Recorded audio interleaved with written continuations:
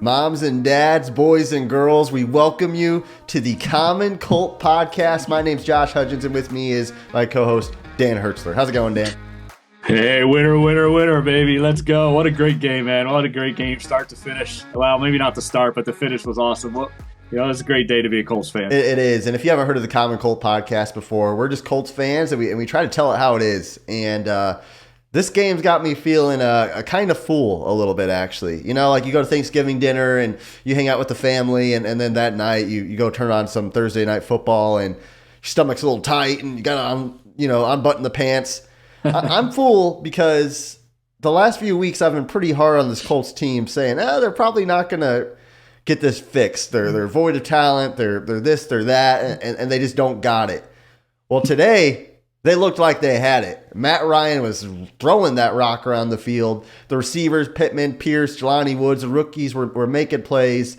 Offensive line still has work to do, but they were improved. Frank Reich called a decent game, took shots when he needed to. I'm feeling full because I've ate my words. How are you feeling? Yeah, my word for this game, man, is justified. I just feel that Matt Ryan justified himself as a Colts quarterback today. We've been asking this question for the last few weeks. Is Matt Ryan washed? Going back and forth, people ready to give up on him, talking about, maybe even bench Matt Ryan, kind of nonsense out there. And you know what? Today, he justified himself. Everyone that stood by him, me included, said that he was still a good quarterback, and he proved it today. He single-handedly won this game. And so, Matt Ryan, man, you should feel justified just like I feel justified. Yeah, what a game by Matt Ryan. And actually, in the locker room, I know if I was in the locker room, I'd grab that game ball and I would toss it to the old geezer, Matt Ryan. He went 42 of 58, 389 passing yards, and 3 touchdowns, and no turnovers, no fumbles, no interceptions. That's the Matt Ryan we were hoping we were going to get, and boy, oh boy, did he deliver today. Countless times, third down, he was surgical, clutch, he was taking hits, just got back up like a good boxer. He was unflappable and clutch today. Yeah, we're giving out a game ball. We both decided, usually we give out 2 game balls here after a Colts win, but this one's, both game balls are going right to Matt Ryan. And he fully deserves this. And I'm really curious if there was a blessing in disguise for the Colts this week by losing both their running backs. I wonder if that just started, Frank Reich thinking, we can't just go run, pass, punt, run, pass, punt. That's what the Colts offense has looked like. It's just been a disaster. And they just basically said, we've got no other options this week. We're putting the ball in Matt Ryan's hands. We're going to let him sit back there and drop it. We'll talk later whether or not it's sustainable or not. But for right now, this game, it just looked like it worked. And this offense was humming today. Thinking back to week 2 when they lost to the Jaguars, Michael Pittman was hurt. Obviously, Pierce was out with concussion. And from what I read, the Colts were actually kind of expecting Pittman to play that game until it was like a Friday or Saturday when he got ruled out. Yeah. Do you think, looking back at it now, do you think that's a bigger deal than what we really made it at that time, that Michael Pittman injury? No, I don't at all. Because I think it's more about still coaching and the mindset philosophy. My thought back then is they still believed they were a run power offense, Jonathan Taylor offensive line. What they've learned over the first, 4, maybe even 5 weeks is they're just not that team right now. Whether that's injury, whether that's veterans not playing well, whether that's just bad play. And today, without having their running backs available, they just said, hey, we're just going to throw it, 50, 60 times a game, which is wild. Again, can they do that? Probably not again often. But Matt Ryan, this one day, he did it. And I think more this week was about Frank Reich believing in Matt Ryan. And it showed. It was impressive. Do you think, sometimes, especially growing up, I would be like, oh, man, if this holding call didn't happen, the Colts would probably win the game, blah, blah, blah. Which play do you think really changed this game for the Colts or negatively for the Jaguars?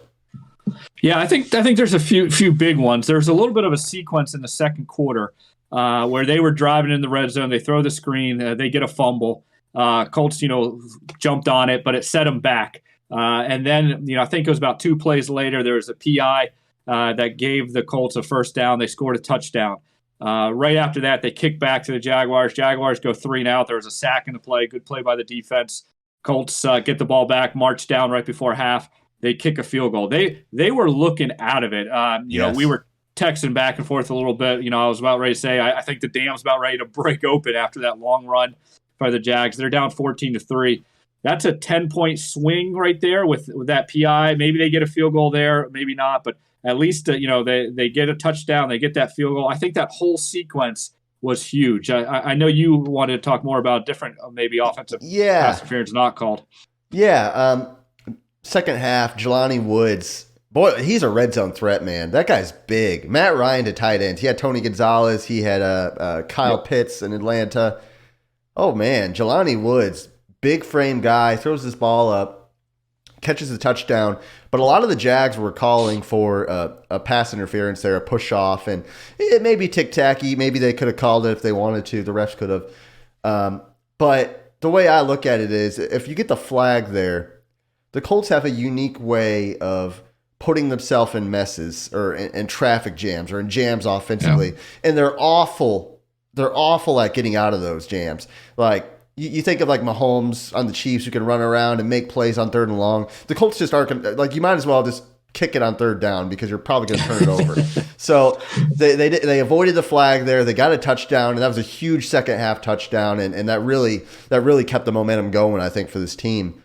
Do you think that this game, and we titled this video this, so we have to get this. I'm saying this game was a season-saving win because if you lose to Jacksonville in this game, your season's probably done. So, yeah, I think their season's saved for now. But now what? Like, what's next? Yeah, this is so much different than what we were back at 10 days ago on that Thursday night game with the Broncos. We're like, wow, they won, but do I feel good about this? Do I not feel good about this? This one is, man, they won, and they won in a way that, is so encouraging because they fought back. Their defense stepped up. Matt Ryan looked the part. It looked like something that they can keep going. And like you said, this is a divisional game. They've got this goofy, schedule here where they play these 5 of their first, divisional games. So, they've already now played Jacksonville twice. They're going to play Tennessee next week. They're going to play them twice. They could not have lost this game. They could have lost this game from a record standpoint, but they could not have lost it from a divisional. If they want any shot at a divisional title, this game was an absolute must. And I'm 100% there with you. I think this was a must-win game. I think next week is almost close to the same as a must week. Not quite as much because of this win, but next week because it's the Titans, because it's a divisional game, because they already lost to them once. It's pretty high up there on a must-win game. Yeah, I think their season's saved for now. I think you got to get some guys back. You're not going to win a lot of games when you're missing Jonathan Taylor, Naheem Hines, Shaquille Leonard, and Kwity Paye all in the same. That's 5 of your top 15 players probably. Now Kwity Paye is going to take a while to get back. Shaquille Leonard might as well. But you get the running game back going. I think that's good. As a team who shot themselves in the foot so much at the beginning of the season to just be in this position right now, as we're nearing almost the midway point already, they can really make a run at this division. So to me, the Titans game, I'm going to push back and say this is a playoff game. This is playoff atmosphere because you've lost to the Titans now twice last season. They're the big bully in the division. You've got to find a way to beat that team, and then you can really catapult, and maybe you can make a run at the playoffs. And I would not have thought I was going to say that after 2 weeks into the season. Yeah, the only reason I push back on you on it is just because I don't believe in the Titans. I don't think they're a good team. I don't think even if they beat the Colts this week that they're going to have a lot of tough games coming up yet. And I think that the Titans aren't going to pull away from them. But this is a moment here, though, which I am with you on that they can make a huge statement. They can improve their odds, and they can actually start forming that identity. That's what I'm so encouraged by this game. That's why I think this game means so much more than just the win on the in the box score. It's an identifying like, hey, Matt Ryan can do this. Like we can trust him. Now, can we trust him for a whole season? Man, he's old. They don't have a ton of explosive guys. So To me, I'm not sure that this is a long-term solution. But when you get into that moment, you're down 14-3, and the doubts start creeping in, or people start saying, "Oh no, here it go again," and this is gonna. All of a sudden, Matt Ryan is someone you can look to and say, "Hey, we got Matt Ryan. It's not Carson Wentz. It's not Phillip Rivers. We got him." And then, as you said, if all of a sudden Jonathan Taylor can come back healthy, and now you add in this Matt Ryan kind of mid-range dink and dunk kind of offense, and then you throw in Jonathan Taylor on some screens, on some shotgun runs, on some different stuff that keeps the defense honest and guessing. You got now a legitimate NFL offense, which given with the Colts defense, which has been playing really well, not great, but really well. This is a legit team that actually has some promise looking forward. Yeah, I think that all great teams have an identity and all bad teams don't. You think about all the legendary teams or great teams of the 2000s and 20, like the Peyton Manning era Colts. They were a finesse team. I mean, they just were. They would throw the ball all around the field. They had Freeney and Mathis coming off the edge to hit your quarterback.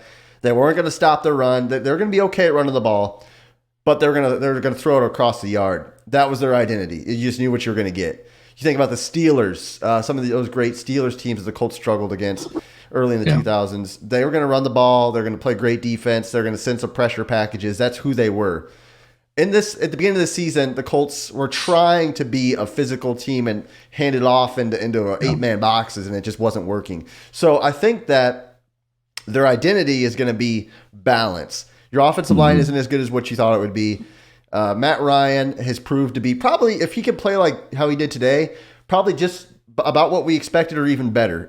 If he could sustain that, and I don't think it's sustainable. I don't. I think a step below this is sustainable, and that'd be good enough if you can run the ball and play balanced. So I think the key for their offense is to find a way to get Taylor going, even if it means you're passing it 75% of the game. Yeah, I agree with you. And we got to give Frank Reich a little bit of credit here. Okay, we're really harsh on him. We're not big fans of him overall. We're not going to say he's a genius because he won this game, but he did something at least this game to say, look, what we've been doing hasn't been working. We need to change this up. We need to just come out and throw the ball, whether that was due because of injuries or he saw something and he did it. Hey, credit to you, Frank Reich. Good job today. Hats off to Pittman, Pierce, Woods. You've mentioned some of these guys that they're stepping up, they're making plays. I love Franklin as the middle linebacker. Man, that dude is just flying around. He's making tackles, big plays right there. So these guys, are stepping up and doing some things. And now it's the question: can they sustain it? Can they move it? Last Thursday or 10 days ago, awful. They won. Yeah, whatever. Everyone pretty much in America threw up in their mouth watching that game.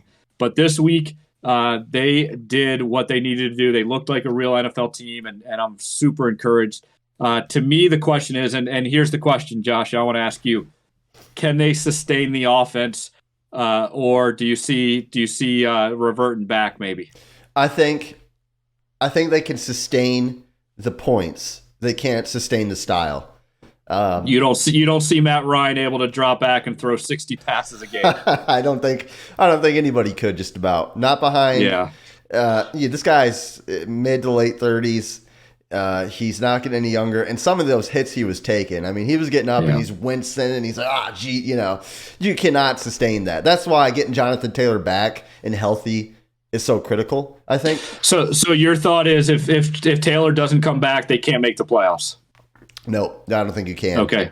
You're going to have to be able to run the ball at some point. Not every team. You're going to play. You're not going to be in a dome every game. Matt Ryan's not going to be on it. The receivers aren't going to be on it like they were today. It's just not sustainable. One quick question I have for you is that play at the end of the game to Pierce.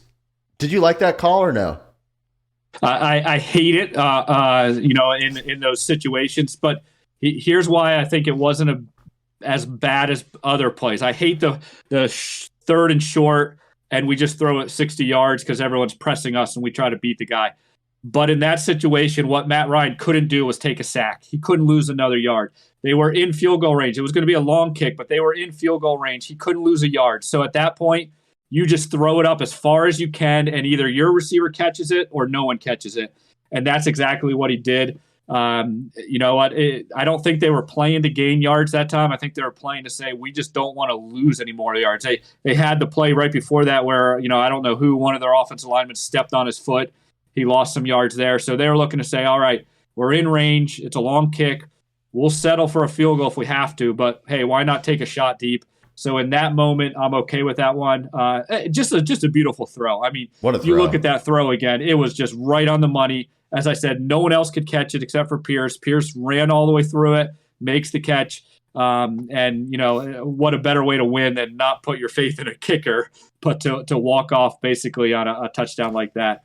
Hats off to Matt Ryan again on that. Yeah, no, I didn't love the play, but I didn't like the sequence there. Obviously, Matt Ryan falls down on first down, and then the Colts took a quick timeout that I didn't like. I would have rather have seen them let that clock milk and probably kick the field goal to win it. But I think they got in a little bit of a jam. That was either like a 50-yarder or try to get closer or take a shot downfield. Yeah. And Matt Ryan seen the guy open, and he dropped a dime in there. Well, the Jags weren't going to let him do it. That's the age-old rule in that situation. You blitz the house whenever they're right on field goal range because I'm not going to give you 4 or 5 free yards, and you know what? I'm gonna see if you can beat me deep, and that's what they did. Hey, the nature of the NFL is when it works, everyone's a hero, and when it doesn't work, you're looking for a new job. So at least this week for the Colts and that play, it worked. And hey, we're a big time game come Tennessee this Sunday. Yes, sir. It is going to be a huge game as the Colts triumph over the Jacksonville Jaguars. Save their season is what we're calling it here on the Common Colt Podcast. Guys, make sure you like, subscribe, follow, do what it takes to keep in touch. We want to see what you think about the game. I want to hear your thoughts on that fourth down play, some of the play calls, and maybe Isaiah Rodgers. Maybe that guy should be getting more snaps over facing at the cornerback position. I want to see you guys what you think about that stuff. And comment, like, subscribe, and until next time, you guys have a great week and go Colts.